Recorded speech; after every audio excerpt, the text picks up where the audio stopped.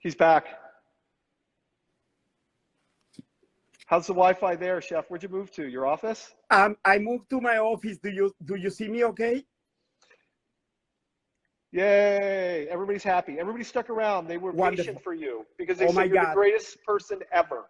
Thank you. No, thank you, Chef. Do you hear me okay though? I hear you great. I see you great. Much better than wherever you were. Okay, right.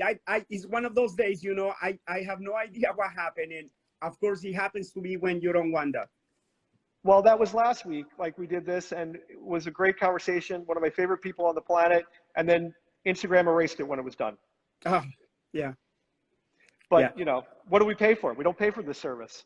Chef, how you been, man? I don't think we've talked in like 2 years. How are you? I think it's been, last time we talked was when actually when I ordered the turmeric machine for my school. I've been great, being very busy, being very fortunate to meet a lot of exciting people. I just been having a blast, Brian. That's great. So you've moved, like, you've become one of those Instagram influencer guys, like you and like Chris Harvey, and like you're like the catch pajamas now. It's been a great ride. I've enjoyed every minute of it, you know. Hey, let's get this out of the way. You've hinted to other people that you want to teach in our innovation center, and I've told people that I want you here. So let's get this out of the way in front of everybody. You're going to come to Buffalo in 2022 and teach a class either in person or online, depending on what the world says is okay. How's that? I'm there. Done. All right, and we'll work out the details later, but we'll work out the whole, you know, the pay thing at some other time. But we'll email back and forth again, and we'll figure out a date. So there's a teaser for everybody. You're going to teach here in 2022. Yeah, I think. Okay. All right. Yeah, cool. Count on me. Though there have been people asking already. I'll let you do this early. How do people take your online programs right now? Okay, so right now, I guess I work a little bit different than other chocolatiers. You know, we have a website that is being remodeled, but at this point they basically send us an email, and then I reply back to them. I talk to them, and I send them a link. They take the class, and unlike other chocolatiers, I offer mentorship and coaching for 3 months after they take my program. So basically, they just contact me by email. Up to this point, we have been able to handle requests, but I don't know. Next year, I will definitely move on and hire more staff. It's been really busy. That's great. Hey. So people are asking lots of questions about what email do you want people to send something to? Okay, Luis Amado Chocolatier @gmail.com. Or you know, they can contact me through Instagram, and more than likely, I get back to them in like a day or so. But I love to have that connection with the students. You know, I love people, and I think if I didn't like people, I would probably not be able to transmit what I do, you know? Right, and that's something that, I mean, I think, you know, we were talking about here before we came on. I was talking with our marketing team about, you know, the amount of people that were interested in having you be on this chat that we've done every week for like a year and a half. But how many people were really talking about it? And I think your skills are obvious. Thank you. But I think that people piece where people talk about what a great person you are is not that there aren't a lot of great people in the chocolate business, but I think that you know, my interactions with you have always been genuine and kind, and Thank you. You know, I think that goes a long way. So let's talk about, I read your bio. Like, I don't always do that, but I read yours. So it all started with a churro. Yeah. It started with, you know, my dad went probably, you know, to buy cigarettes and never came back, right? The typical, sometimes families get separated, and my mom had to work 2 jobs. And I knew that I always love to do business and buying and selling. And up to this date, I still do that. but I started selling churros in Mexico and outside of a church. And the interesting thing, it was like an upscale version of a churro cart. You know, it was a stainless steel cart, like those that you see in New York, with all stainless steel. And I was doing really good for a year, but then other competition, you know, the competition started coming on. So all of a sudden I was not selling as much as before. Was it the Churro Syndicate? I mean, did the Churro Syndicate come in and they like muscled you off your corner? It was just, I guess a syndicate would have been great back then. But so it was like, you know, they say, if you cannot beat the enemy, join them. So instead of selling more churros, I started making the dough, you know, these 1 kilo balls of dough, and I started selling them to them. So I stopped selling churros, but now they will buy my dough. So I remember every day after school, 3 o'clock in my patio, making dough by hand, you know, making like 40 balls, 41 kilo balls of dough. And it was good. And then I decided to, there was an opportunity to go to school to come and study culinary arts in Grand Rapids. And I came back to Grand Rapids Community College, my alma mater. And ever since I fell in love with culinary arts, and I started competing, and I was always like the guy who goes 10 minutes before and stay after.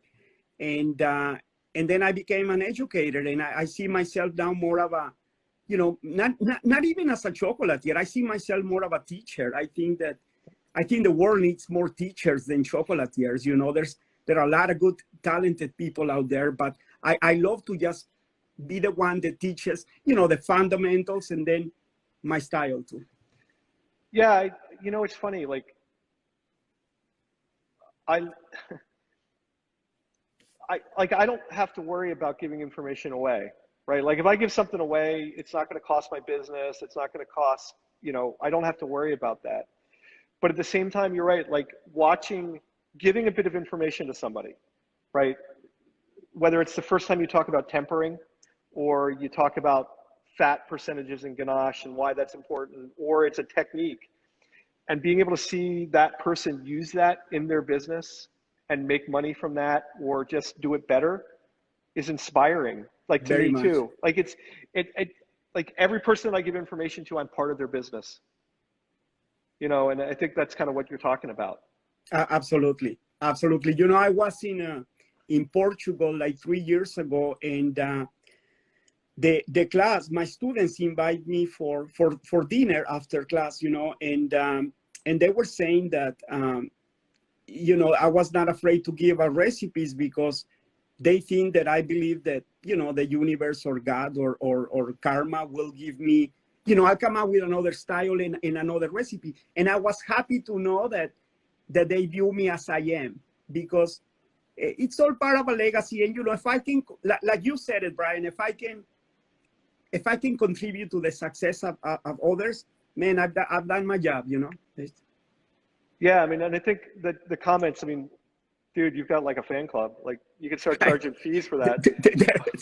I love everyone. I wish I can hug everyone. I just love I mean, I have a lot of followers all over the world, Turkey, Chad. I love you guys. I have a heart that I just, you know, I remember everybody, and I'm just like, and my last name in Spanish is Amado, which means love. So it's just funny. So, but in addition to that, I mean, other than being the greatest guy on the planet, which is how I'm going to refer to you from now on, I mean, you got some chops, man. I mean, like, you can do some serious mamma jamma stuff, right? I mean, like, so how did you get from that ball of churro dough to like serious chops? Like what?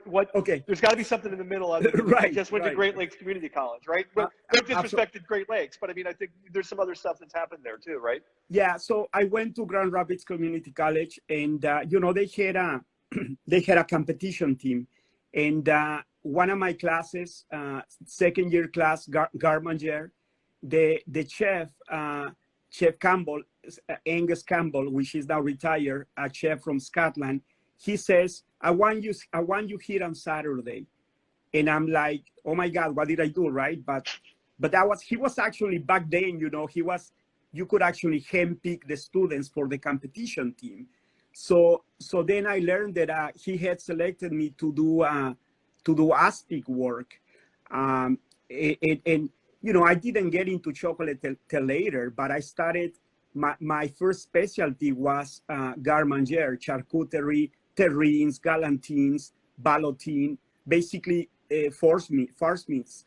So I started competing for my school and winning gold medals. And I find out that I was, that I had the patience and the talent too, because, a lot of people say, well, I don't have the patience to do that, but I don't want to sound arrogant, but sometimes I found that this is my niche and I try to explore it. So I started competing, and when I left, then I ended up at the Culinary Olympics in Germany in 1996. And then for those of you who have competed, I know you've done, Brian, once you do a competition, sometimes you either is stupid enough to quit, or you just get hooked on him. And in my case, I would say you're stupid enough to get hooked on them. Like, you're either smart enough to quit, or you're stupid enough to get hooked on competition. Because competition, right. No, I'm right. with you. Like, but competition is hard, man. Yeah, right. Somebody says that if you compete, 1 year is equivalent to 2 or 3 years of working in the industry. And of course, depends on what competitions they talk about. But most of my techniques and skills, I contribute to failing a lot in competitions. To making mistakes, to make a lot of mistakes and getting good feedback from judges. I mean, I failed so many times, and but I wanted to always use those opportunities to get better. And then I became obsessed, and so when I went, I graduated from cooking school. I worked as an executive chef for 3 years, but I hated it. I hated the management aspects of the work, and I said, well, I want to teach. So I've been teaching 30 years now, but I have also been competing, and I think in coaching, and so I'm talking not major competitions. I did the Olympics, but when I on my previous job, I competed yearly on an exclusive chocolate competition, a regional competition, and that sort of got me going in this. But you're also a certified master pastry chef now too, right? I'm a certified executive pastry chef. I guess one step right, below. CEPC. Right. But I mean, but all those are, those are like a 3-day competition. I mean, those are serious, man. Like, how long did you prep for your CEPC? Well, back when I got mine, I actually I didn't have to prep because I had already scored so many gold medals before that basically you got a free ticket. All I had to do was a written test and documenting. But I believe now it's a very, you just have to stand and deliver. And if you say, well, usually get it right, they tell you to come back. You gotta have it. It's a very, very prestigious competition. They make you sweat. Yeah, I think competition, like you were talking about, making mistakes, and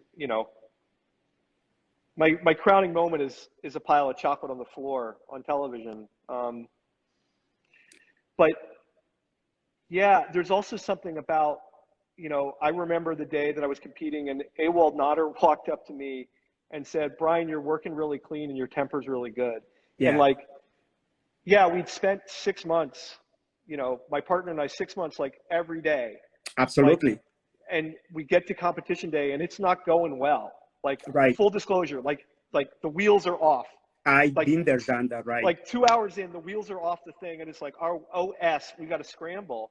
Right. And in the middle of that, Ewald said that to me, and okay, Brian, breathe. Like you're talking about, it's like, I'm learning more right now than I'll learn in the next year in my shop. Absolutely. Right. Because what? We don't control the weather in the room. No. Right. There are factors out of you that is done in your hands. Right. And of course, on that day, the day when you have to deliver, you feel like the entire world is against you, you know, like temperature-wise, for example, just usually it's going to be 90 Fahrenheit and you're working with chocolate, or just an example, you know. Yeah, that happened to me on Food Network, right? So like this room was 85 degrees and we're building 6-foot tall chocolate showpieces. It's like, can somebody do something about this? Right. No, you got to work around it. It's like, you want me to work? Like, hold on a minute. Right. work around it how? Like, you know, sorry, there's nothing we can do. And I think you're right. Like, I wouldn't tell anybody to do a competition that doesn't want to do a competition, but I think when you come out of the competition on the other side, you're a better manager, you're a better chef, you're a better, you have to worry about time and what's out of your control, right? Absolutely. All the time, nothing's in your control. Right. And even if you don't win, I mean, I think you always win no matter what. I'm a firm believer of that, you know, that sooner or later one will pick up what you will harvest your hard work. And yeah. Yeah, I don't know. It's been a while. Like, I don't miss it. Like, I haven't competed now in like 5 years. I don't miss it, but some days I can reflect upon it and think it was good. Like you're talking about, like, what did I learn and all that. And I think it also makes us better teachers, right? I mean, like, we learn that something's going to go wrong. Right. And how do you overcome it? Right. And I think teaching's a lot like that too. Absolutely. And you know, that's right. You learn the ability to react under a crisis situation, you know, which being out of your element is always important. If I teach somebody to do the same thing in a, you know, to drive a Porsche or a Mercedes, and then all of a sudden I give him an all beat up car, what do you do if he breaks down in the middle of the highway? I think the ability to, you know, to just adapt and do the best that you can, and that's what I do, and I try to teach. You know, I try to teach mainly designs and techniques. That's another thing that I think is being somewhat successful for me, because when I go to these countries, when I travel, I don't necessarily teach, okay, this is a recipe, this is what you're gonna do.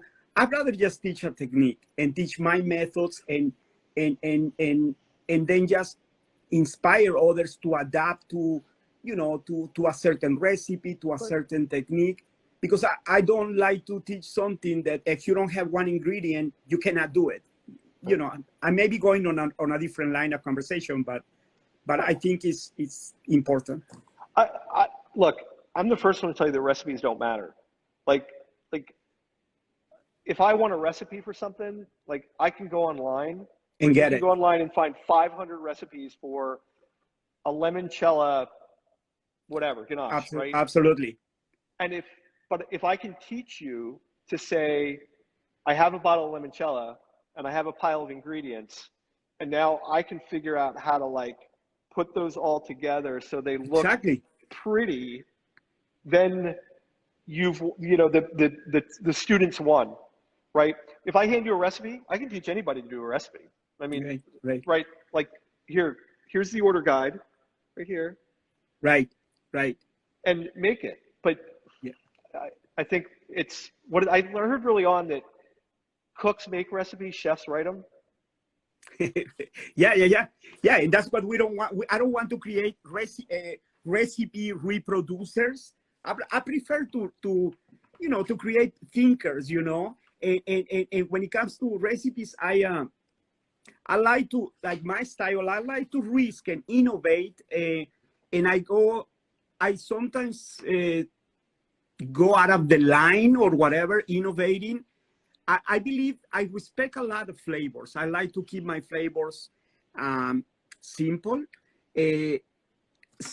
easy to identify, and I want them to be present. So if I do something with cardamom, I want it to taste like cardamom. If I do something with lemon, I want it to taste like lemon.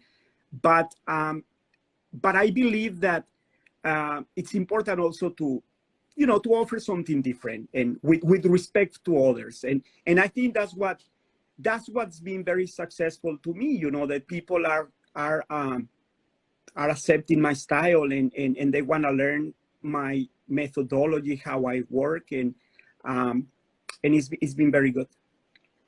So, because you were talking about failure and you were talking about innovation, two of my favorite conversations, like, what's one of those fails? Like, what, when I ask you about a failure in a flavor, what comes to mind?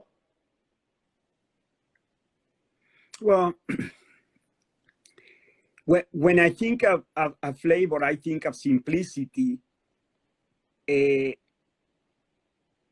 simplicity will give me more chances to avoid failure. Right. When it comes to innovation, I just think that there's so much more to innovate in the world, in this case, in the world of chocolate. You know, I read once that human beings, forgive me, I don't know much about this, but that we only use a small percentage of our brain power, but a large percentage of it is not. So I'm always thinking, you know, it's like, it's the word innovating, it's so great, because I think that there's a lot of advantages on that. There are risks sometimes, but I'm also a risk taker. All right, so I've told this story before, but I worked for Anil Rohira, who you know. Yeah, great chef. And Anil used to say, Brian, you can't be afraid of the bin, right? Like, go ahead, try stuff. If it's not good, we'll throw it out, right? So I tried to make durian ice cream one day, and he made me throw it out. But, so there's got to be a failure along the way that you remember, though. How about one big one? Oh, I'm sorry, I get it now. A failure. Oh my God, I now get it. I've done a lot of failures. Oh my God, oh my God. I once tried to do a tomato ganache, didn't work. A pineapple ganache didn't work. I mean, one of my biggest failures, making a bonbon with white chocolate and a square mold with another square mold. So you're talking, it was like 16 different corners. And then, you know, so that's one Why didn't the pineapple one work? What were you trying to do? It didn't. I wanted to make a very strong, I wanted the flavor of pineapple, but I was reducing the pineapple juice and then ending up with like a burnt caramel. But then I learned if do it with unsweetened pineapple juice, and then it works. So then I make a reduction of unsweetened pineapple juice, as you know, flavor intensify. Then I added cocoa butter, a little bit of white chocolate, and you made this. But you just learn by doing things. So that, you know. Yeah, I'm known to this guy's like, we've had some people on this program that like talk about like, yeah, I dreamed this recipe and then I went to the table and I made it. It was exactly what I had in mind. I'm not that guy. I got to get like 6 different types of apple puree. I've got to get like 4 different chocolates, and I've got to get 3 of this. And then I try it 14 different ways before it works. Yeah. Absolutely. Like I have it in mind, but right. I just don't get it on the first try. Like I can do the math. I can like figure out the fat percentage in my head, but I can't figure out the flavor to the way it works. Right. But I think some of that is working with people. Like I worked with a chef who was competing, and he's like, we're going to make apple sorbet today. I'm like, you only need 100 grams, chef. He goes, right, we're going to make it with 4 different recipes, 4 different purees, and 4 different, you know, spin times. And I made apple puree for 10 hours. Right? Right. Yeah. So we were also, Beth, my fellow chocolatier here and I were scrolling through your Instagram page before we came on, and we were like doing the, wow, how does that happen? And how does that happen? And I think that's a testament to your work that you are thinking outside of the box, like all the time. All the time. Yeah, absolutely. The other thing, I guess it's just, you know, I as an educator, I think I owe it to my followers, my friends, my students, you know, to offer something different, you know, and yeah, I'm just not afraid, you know.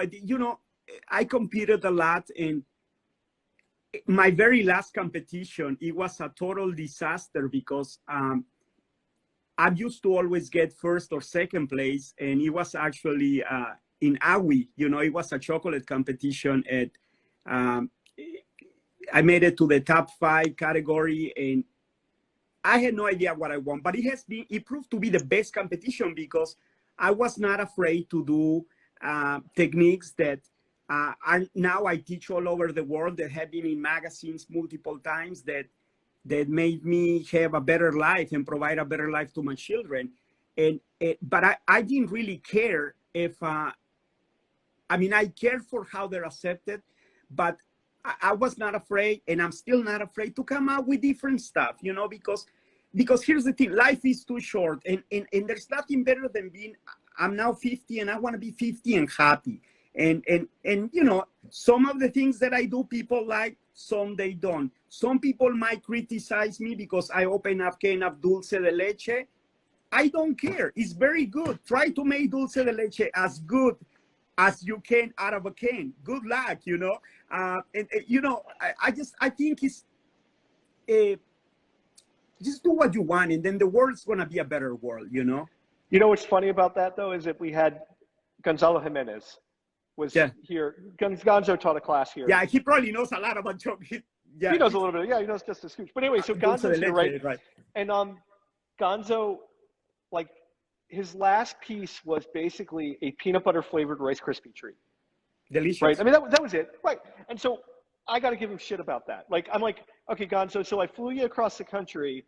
Like, I put you on a monitor for 3 days so that you could teach a class, and your last recipe is a peanut butter Rice Krispie treat. And he goes, people love it, Brian. People love it, right? My job is not to worry about my stuff. It's not to worry about impressing you. My job is to teach you how to do things that people love to eat. Exactly.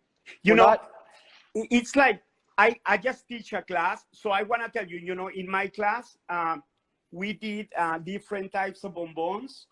And I'm going to say like this guy right here, right? He's, I got dulce de leche and different layers. But you know what people really like is something simple like this. It's just ganache with almonds, toasted almonds. People love that. At the end of the day, you know, I'm not saying that I don't like to do just jewel pieces or anything shiny, but I think at the end of the day, people like simple stuff, you know? Right. There's a reason that everybody's got a peanut butter cup in their case. Of course, totally. Right. Right. And and I think that's back to technique, right? Like, if we can make the best possible peanut butter cup we can. Exactly. And look, I taught somebody last week, take peanut butter out of the jar, but just get a super premium white chocolate, right? And your peanut butter cup is going to be awesome. It will be delicious. Absolutely. Like 1-to-1. Like, how about that? Absolutely. Pipe it in the cup at peanut butter and white chocolate at 1-to-1. You cannot go wrong. You're good. And they're like, that's it? I'm like, that's it. That's all I got for you. I love it. I can write a recipe. Look, I got a ball mill over there, right? And I can start with peanuts, and I can start with milk powder, and I can start with cocoa butter, and it'll be pretty good. But at the end of the day, most of you don't have those tools. So exactly, Skippy creamy peanut butter, that's it. Valrhona white chocolate, and trust me, it'll be the best peanut butter cup. Exactly, because you're going with top line quality products. And if you go with 1 part Skippy peanut butter and 3 part Valrhona white chocolate, or actually Felklin white chocolate, or any good quality chocolate, you know, you can temper it, mix it, and you can put them in a tablet, in a polycarbonate mold. It will shrink. It cannot be called chocolate anymore, but you can call it a type of fudge or something. So, you know, at the end of the day, those times that you save is times that you can, you know, maybe read about art or spend more time doing some impressive decoration or things like that. That's how I view things. You know, for many years, Brian, I did wedding cakes too. And I'm gonna be honest with you. You know, I will do yellow cake, and I will buy the yellow cake from Pillsbury, because at least in America, most of my clients, I did this like 15 or 20 years, they love yellow cake. And for them, yellow cake is a moist yellow cake. Of course, we can do frangipane, we can do a sponge cake. Nothing against those wonderful recipes that, you know, the canons dictate. But at the end of the day, yellow cake is yellow cake, and I can spend time buying the cake, cutting it, and spend time on gum paste, roses, or most meticulous work. So I guess it's just very personal. But I'm glad to know that, to hear you talk about that peanut butter. Yeah, I mean, don't get me wrong. I think flavor, comes from our experiences and where we've been and like things that we've loved, right? And like I spent a lot of time working on this piece one time that was strawberry rhubarb, right? Because my mom made like one pie a year for her dad, and it was a strawberry rhubarb pie, and like it was the only time that I got like homemade pie in my house, right? And I wanted to emulate that. Mm-hmm. And look, I spent a lot of time like working on the right pat a fouille recipe, and a lot of time working on frozen rhubarb and mm-hmm. like a ganache, and like yeah, there's a time for that, but there's also a time to like just create something that people want to eat. Yeah. Like and that doesn't, I don't mean any disrespect to the quality recipes that are out there. No, absolutely. Because there are people, look, like there's like 3 or 4 people in this country right now that I think are like way above other people from flavor, and I'm not going to like give any names, but and they're not, their peanut butter is not Jiffy and Valrhona or Falkland, right? It's just not, like it isn't. Like they're grinding peanuts, and they're in their melanges, and they're doing incredible things, and I think there's value in that too. But I think sometimes we complicate the crap out of this conversation. Like I hear you. Right. I agree. I agree with you, Yeah. And that's my mentality. That's why that's what I offer to my students. I find simple ways to leave more time for the core. I'm very much into the principles of design, the visual elements.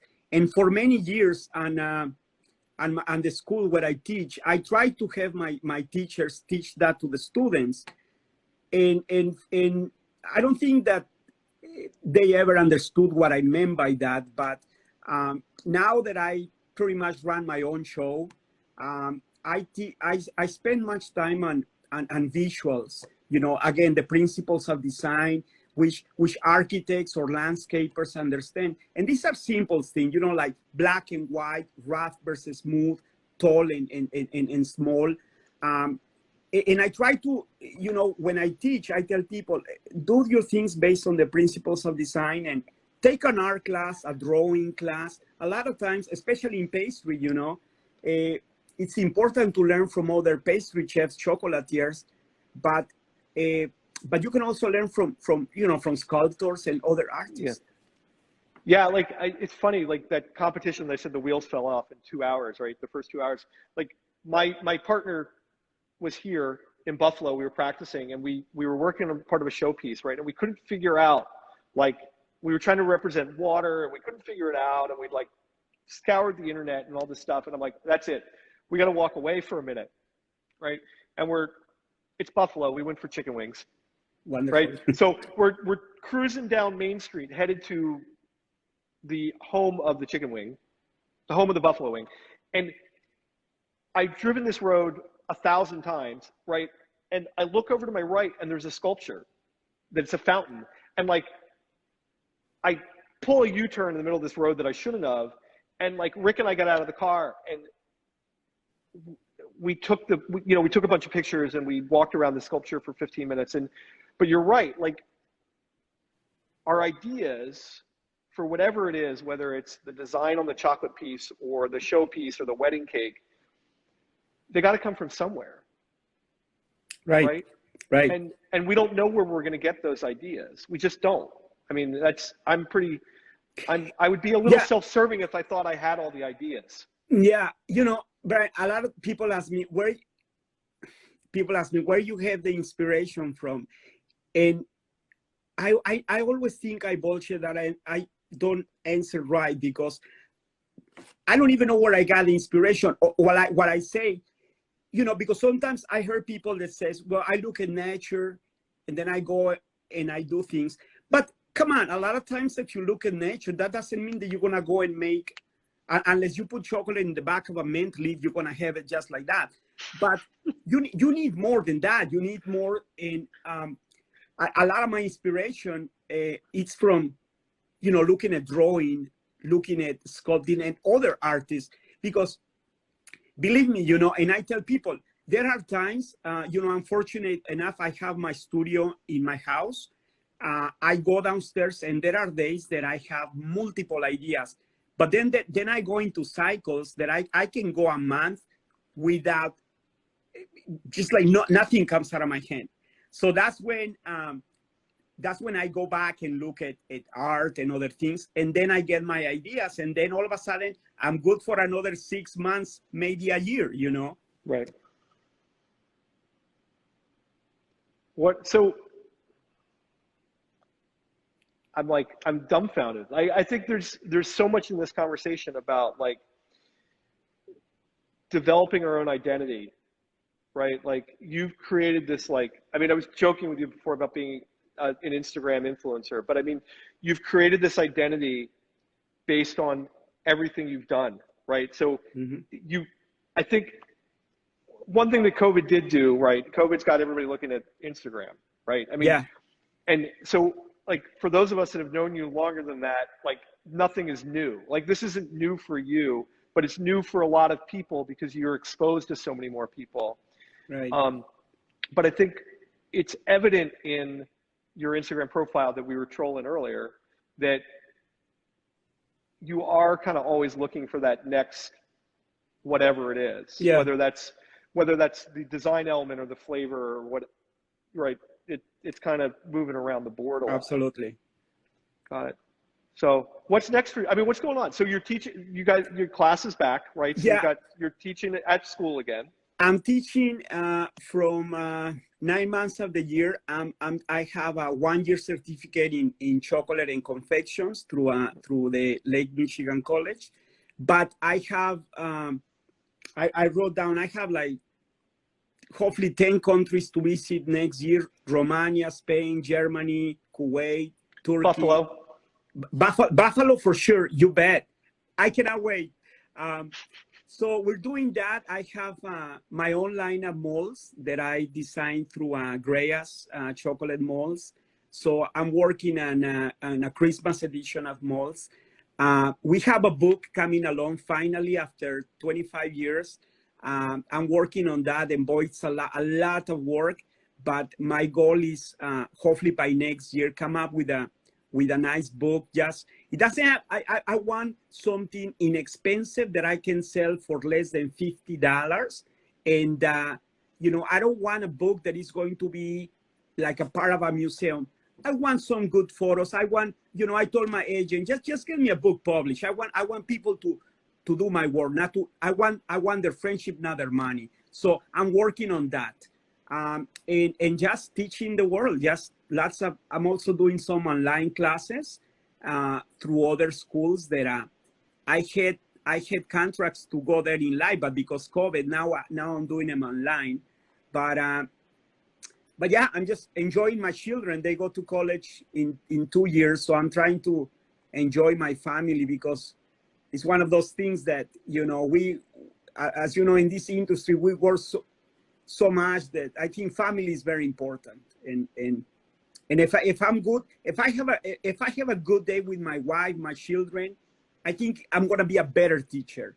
So I try to spend time and value every minute of life and be happy. I'm just brushing the tears away. I'm just kind of like, I'm just like, it's. I just mean that, you know, it's like, no, and I'm giving you a hard time. You know that, Chef. I mean, yes, I love that. I think, you know, you're living the dream. I mean, in a lot of ways, look, you're right. We're all going to be busy. Yeah. Right? The world has been upside down for at least the last 18 months, right? Right. How far into this are we? I don't even know anymore. I don't know, maybe 2 years. February, I hate March, to not April, know, May, but June, July, August, September. That's 7 plus 12. We're 19 months into this adventure. Yeah. Yeah. You know, but it's hard, right? I mean, I think that like, because the world's been squirrely, but you know, finding places that make sense has been hard, you know, and I think watching the comments, I mean, the comments that have been scrolling through have been fabulous. I mean, I think you've helped to make the world kind of like more normal for a lot of the people that are here. Thank you. Thank you. You know, I'm very fortunate. You know, it's like you say, I'm really living the dream, just helping everybody. I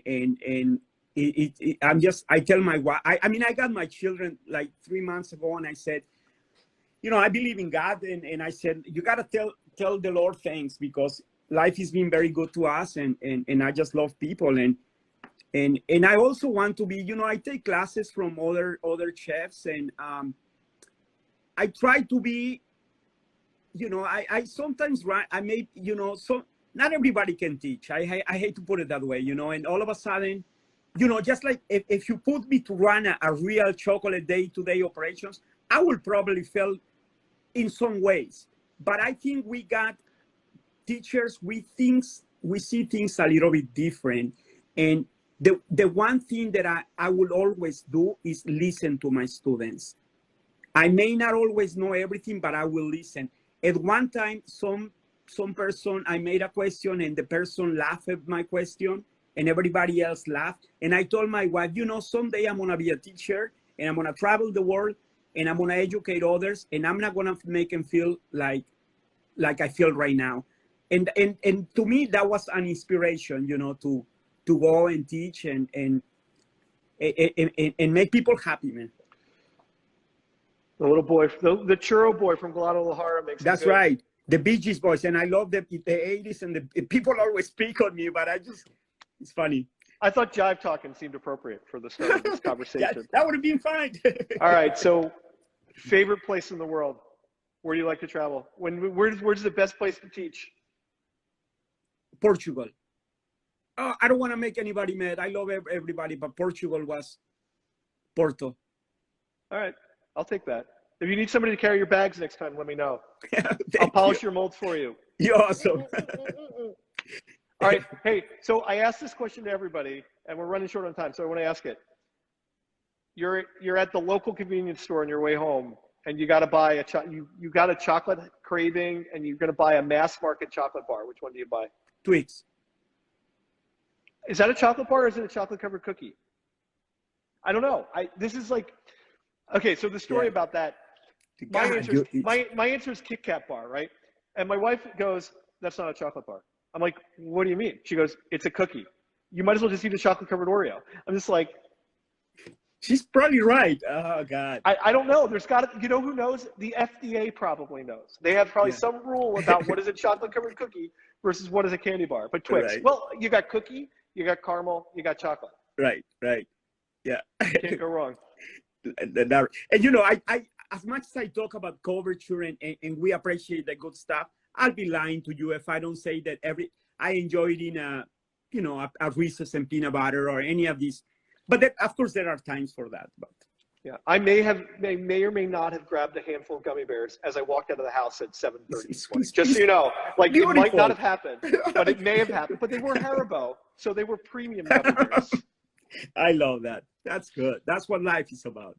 By the way, Raven says it's a cookie to chocolate ratio makes the difference between a candy bar and a chocolate covered cookie. Okay. Well, I don't know. Anything that has to do with ratios, I respect, because it's all about ratios too, I think. I don't know. Well, you got to plug all your stuff early. You got anything else you want to talk about that you want to plug in our last couple minutes?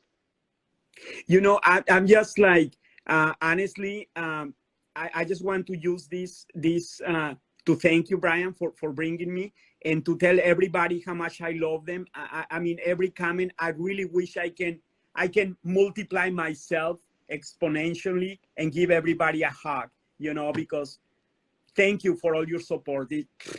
Thank you. Okay, so we've determined you're coming here in 2022. Yeah. Am I coming there? I'm sorry? Am I allowed to come there and do a day with your students in your chocolate program? Absolutely. No need to ask. You anytime, Brian, of course. You tell me when you want me, whatever the cycle is where I fit. I'll come. We could do something. I'll come. Absolutely. It'll be fun. I want you to come and hook up my machines at the school too. So we're doing that. We'll figure it out. All right. Please. Hey, so I got like crap for not inviting you sooner. No, no but problem. to be honest with you, and Bye, Ali. I admitted this on Instagram on my post to you, I misplaced your email address. And then I was like embarrassed that like I still didn't have your cell phone number, and I was just like, I can't like just send him a message on Instagram. and then I got Carrie to reach out to you, and Carrie gave me all the information, and then I don't know where that happened to that either, because like you see my desk, it's a disaster. Yeah, no, I totally understand. It's same way with me. You know, sometimes I don't even know what day we're on. It's been busy. So, hey, look, Eric says that I should go back to Switzerland. Can I go back to Switzerland with you? Can Eric Case, you and me go to Switzerland? Anytime. We got when this is over, I'm there. Whatever you count on me. I'm a big fan of Tom Rick too. You know, I used to buy from you guys more, and then I'm looking forward to come and visit your school. You know, I think it's gonna be there's gonna be interest there. Yeah, we'll figure something out. We'll do maybe we'll do something here. We'll do something there. Yeah. We'll do something fun, like in a minute. And people are like saying that we need to do your class here online so they can like join for the rest of the world. That too. We'll figure something out. I don't know. We'll see. Yeah. All right, man. Hey, this is great. Thank you so much. Right. I know you're busy, and I know you squeezed us in this week, so I'm really appreciative that you had some time to talk with us. And there's like 80 people still here. Like I feel like we should go into extra time just because. I can go as late as you want, man. Yeah, but Instagram's gonna kick me off in 2 minutes. So like, right, you know, right. But anyway. Thank you, guys. Thanks, Thank you, everybody. Brian. Have a great weekend, everybody. We'll talk soon. Thank you, guys.